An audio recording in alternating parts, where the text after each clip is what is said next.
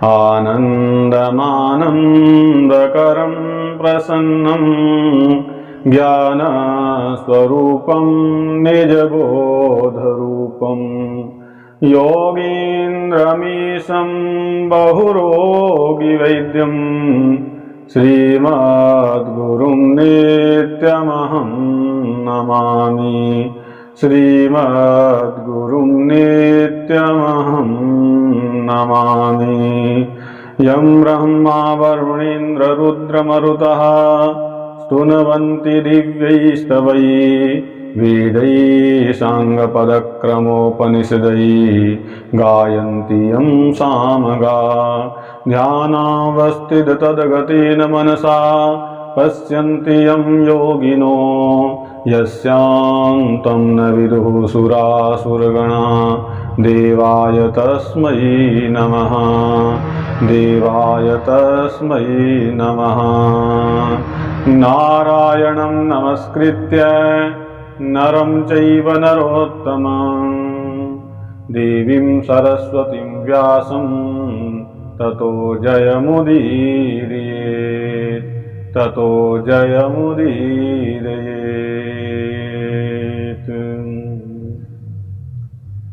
बोलिए कार्तिक मास महात्म्य की।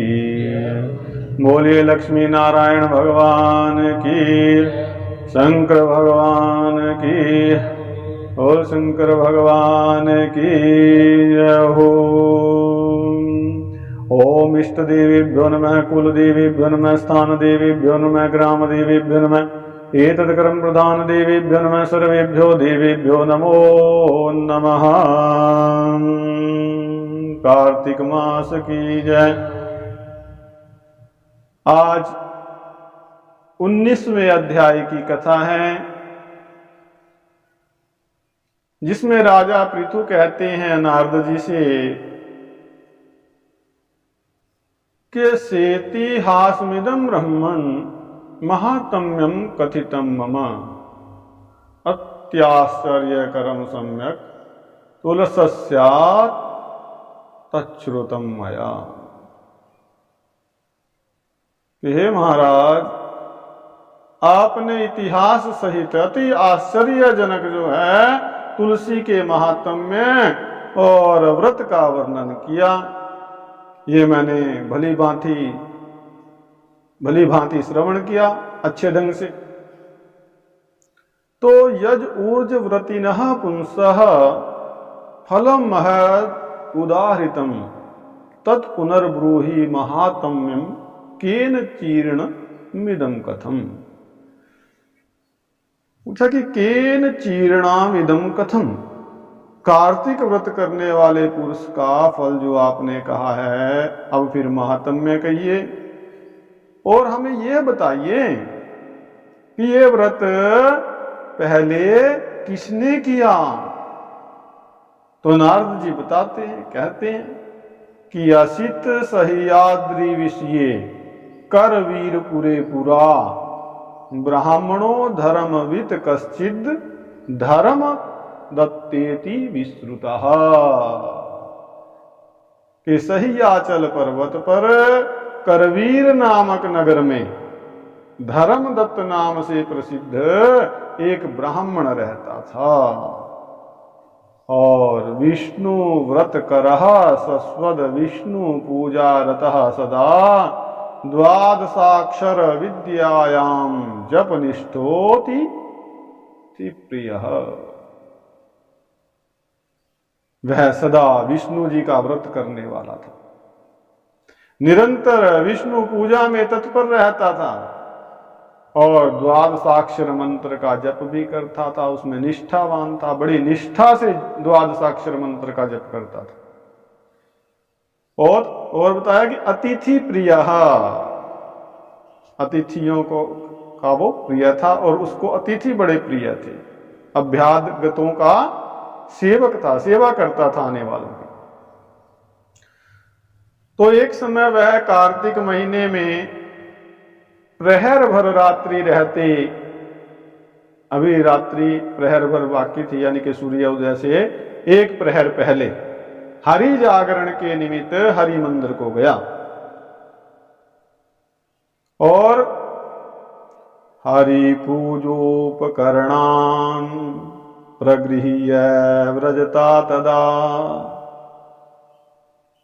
हरि के पूजन की सामग्री लेकर के वो ब्राह्मण जा ही रहा था, रास्ते में ही था अभी, तो क्या हुआ? तेन दृष्टा समायाता राक्षसी भीम दर्शना। इसी समय उसने भयंकर रूप वाली, कैसा भयंकर रूप था?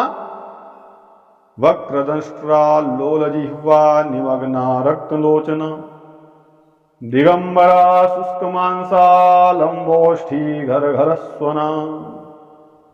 टेढ़ी दाढ़ों वाली चलायमान जीभ जिसकी है और भीतर को धंसे हुए लाल लाल नेत्र, नंगी तथा रूखे मांस तथा लंबे ओठ एवं घर घराहट युक्त शब्दावली, इन सब लक्षणों से युक्त एक राक्षसी को देखा। अब उसको जब देखा राक्षसी को तो ब्राह्मण घबरा गया, अंग उसके कांपने लगे। और तो कुछ पास था नहीं, हरि पूजा की जो सामग्री थी साथ में थाली में और पानी जल था, वो जो है वही फेंक दिया, तो मारा उसको राक्षसी को। तो हरि का स्मरण करके तुलसी युक्त जल के मारने के कारण, अब वो जो जल लेके गया था ना उसमें तुलसी के पत्ते कुछ डले हुए थे, तो वो जब जल है राक्षसी के ऊपर गिरा, जैसे ही राक्षसी पे गिरा तो उसके पाप नष्ट हो गए।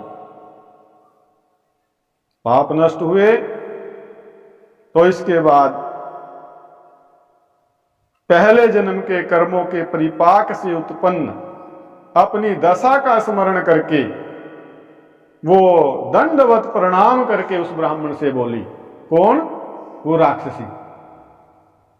जल का ऐसा प्रभाव पड़ा कि याद आ गया पिछला पाप नष्ट होने से।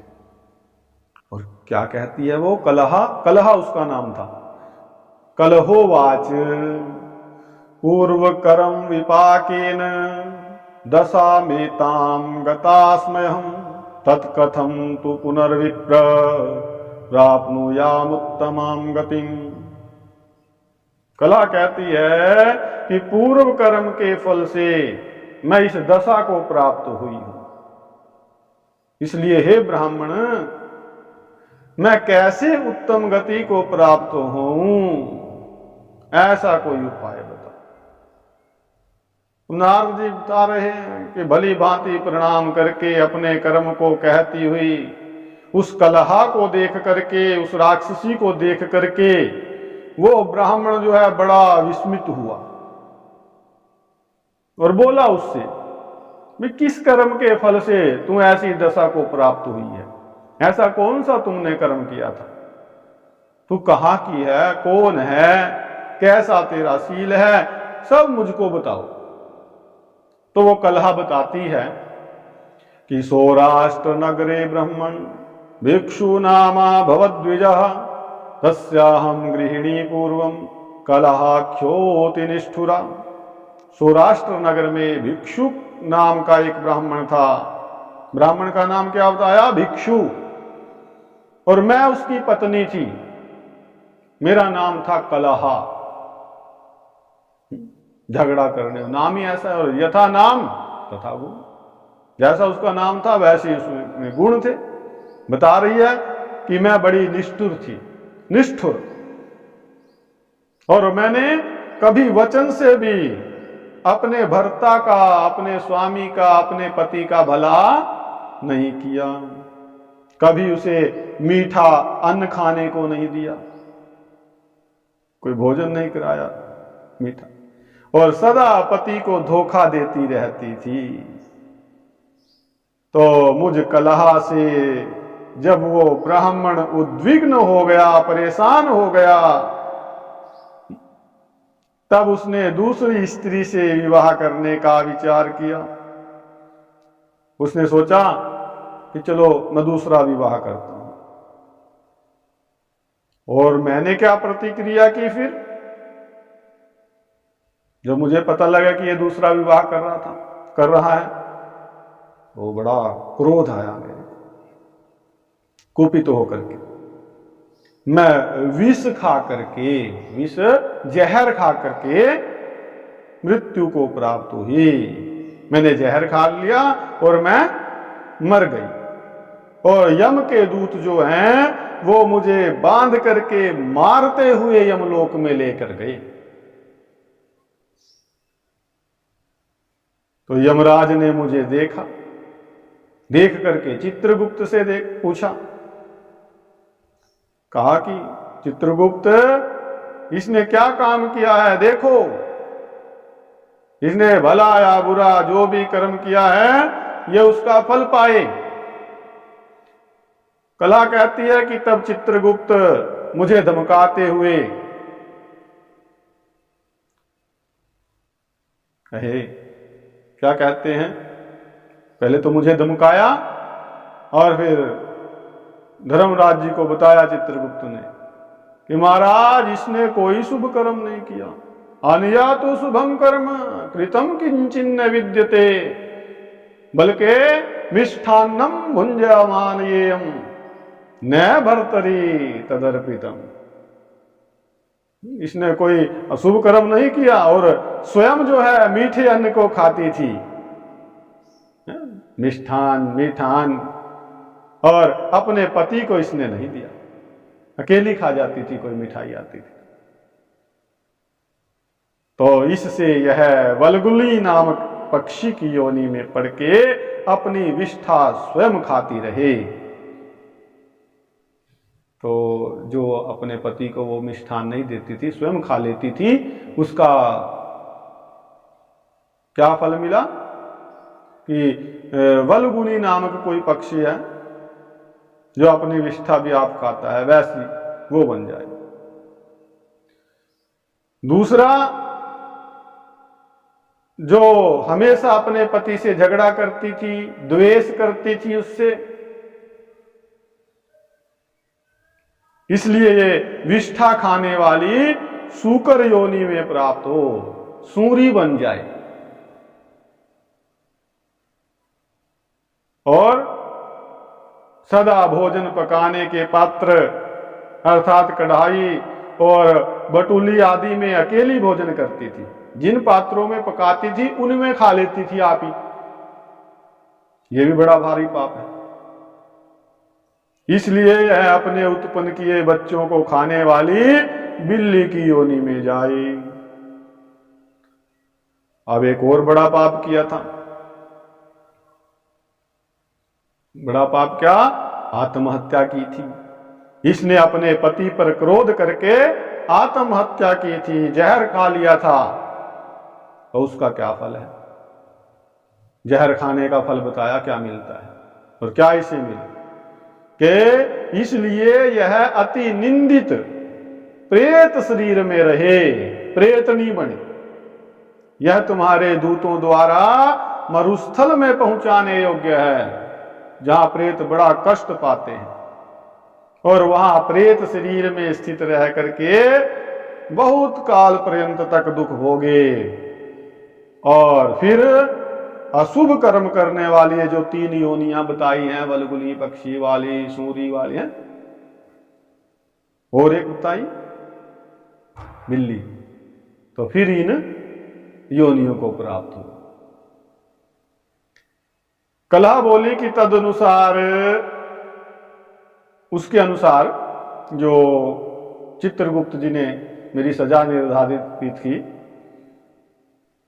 पाप का जो फल मुझे भोगना था, उन पापों के कारण मैं 500 वर्षों से प्रेत योनि में क्षुधा पिपासा से पीड़ित, मतलब भूख और प्यास से पीड़ित और अपने कर्म से सदा दुख युक्त होकर के रही।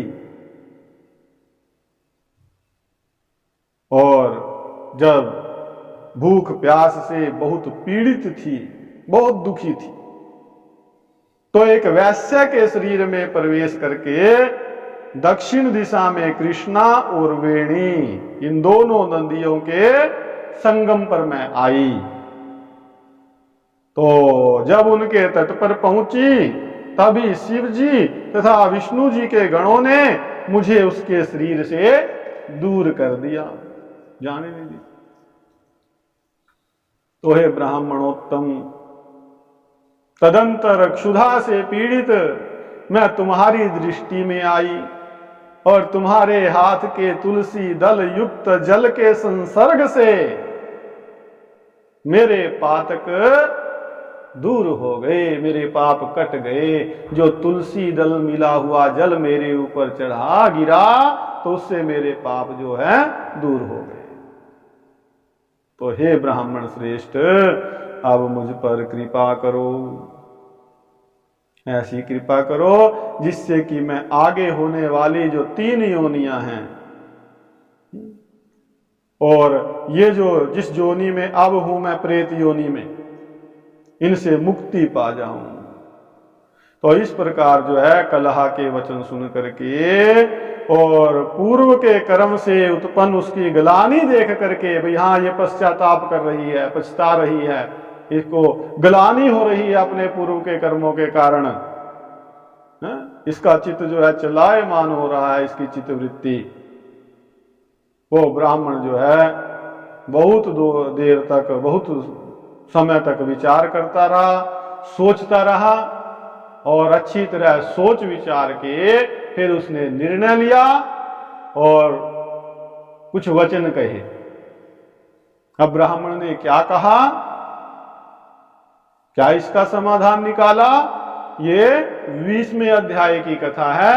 यहीं पर 19वें अध्याय को विश्राम मिलता है। बोलिए कार्तिक मास की जय हो, बोलिए लक्ष्मी नारायण भगवान की जय, शंकर भगवान की जय, सभी देवी देवताओं की जय, सभी सिद्धों की जय, सभी संतों की जय, सभी भक्तों की जय, सभी श्रोताओं की जय, गौ माता की जय।